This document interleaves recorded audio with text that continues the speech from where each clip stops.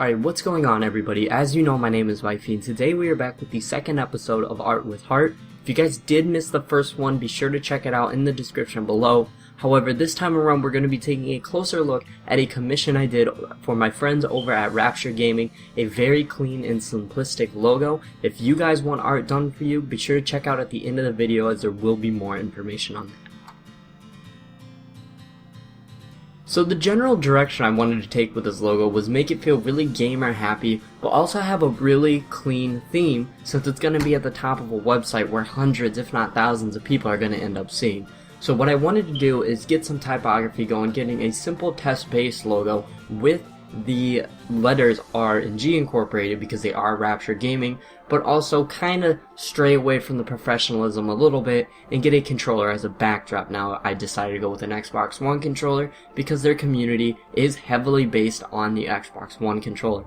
Not only that, the whole makeout of the Xbox One controller is definitely a lot more fitting than, let's say, a PS4 controller. PS4 controller is really narrow, has a lot of tight curves, whereas the Xbox One controller is kind of more of an ovally, more of a block. There's less sharp edges and things. It makes for a better backdrop rather than some sort of just crazy intricate design.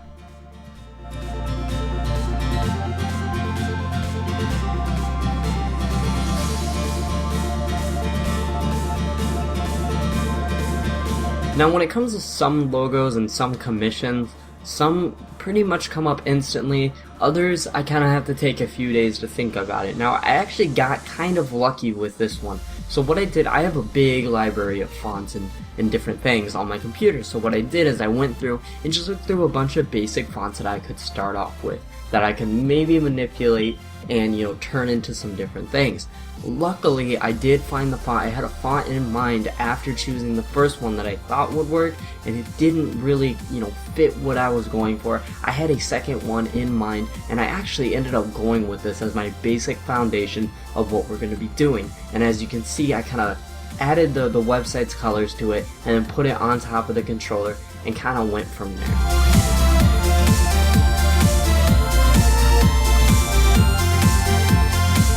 Now I start actually kind of going through and messing with the logo itself. Now one of the trickiest things about logo designing, or just designing in general, is you have to find that fine line between too simplistic and overly complicated and messy. This is supposed to be a simple logo. Think Apple. You know, when you see Apple's logo, you know it's Apple. It's a very simple logo that's eye-catching.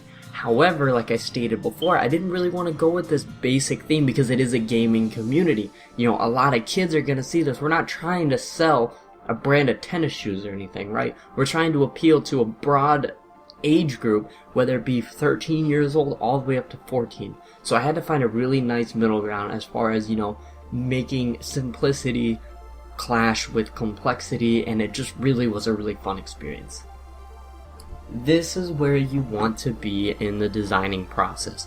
Right now the logo does look very clunky, but we have a lot of really good things going for us. For one, I think we found the backbone of the R and the G, the typography part of this logo. The R and the G are as one, it flows nicely together, it's a nice foundation for the logo. Number two, we found a way to incorporate the controller. Even if it's not the greatest and it looks very 2D and kind of clunky, we know what's wrong with the logo right away. There's a lot of good things going on, including the color schemes line up and the overall foundation. Everything fits nicely. The only bad thing is it kind of fits too nicely. We kind of need to break it down one by one and find out how we can make this more three-dimensional and less like a blocking.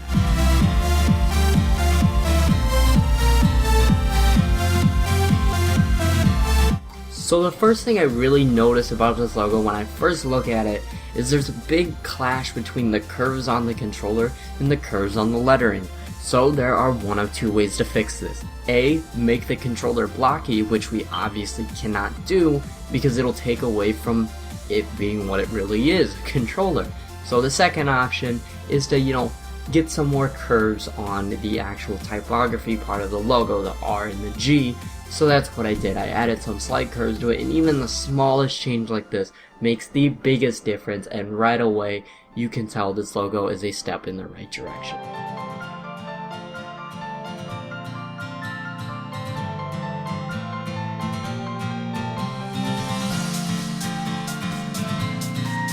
So as I stated earlier, and it is kind of common knowledge, but I feel a lot of people do overlook it, is a lot of designing, especially when it comes to logos and product placement, that sort of thing, is you have to look ahead into the future. Who is going to see your design? And, well, like I stated earlier, a lot of gamers are. So I wanted to add a lot more spice to the logo. I didn't just want this blocky, clean, boring, flat logo. I want to add some flair to it. And I did go a little bit overboard on it, and I didn't want to go in that direction. So I took a step back, I redid the thing a couple times, and finally I found something I really liked in this clean but kind of edgy design, and I just kind of ran with it from there.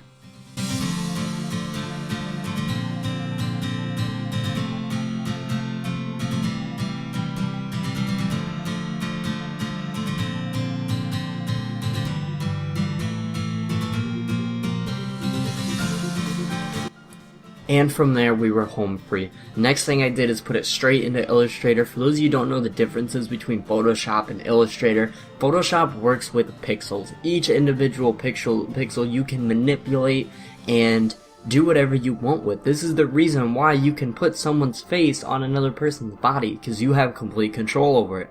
Whereas Illustrator doesn't work with pixels. If you look, I'm zoomed in way far and you can't see a pixel because it doesn't work with pixel. It's not good for photo manipulation, but it is really nice for these clean, really slick designs, and when you put them back into Photoshop for the finished product, its resolution is so blown up and it's so HD that you can't see a single pixel. So I do recommend everybody who makes logos or is wanting to make logos, be sure to get involved with Illustrator. I cannot stress that enough. Alrighty, so those of you who want artwork done for you or want to do some sort of collaboration, whether it be thumbnails or banners or logos or video editing, anything like that, be sure to contact me via Skype, which I will leave in the description. I wish I could give you guys a set price range, but unfortunately I don't work that way. It's based on who I'm working with, how long it takes, what challenges we're overcoming, etc. And hell, I'm a lot cheaper than a lot of the people in the area. In fact, this commission that you just watched, the guy was willing to pay triple of what I charged him. So it's just really based on the actual project at hand, and who knows, it might change how you look at things. So be sure to contact me. I'll see you guys later.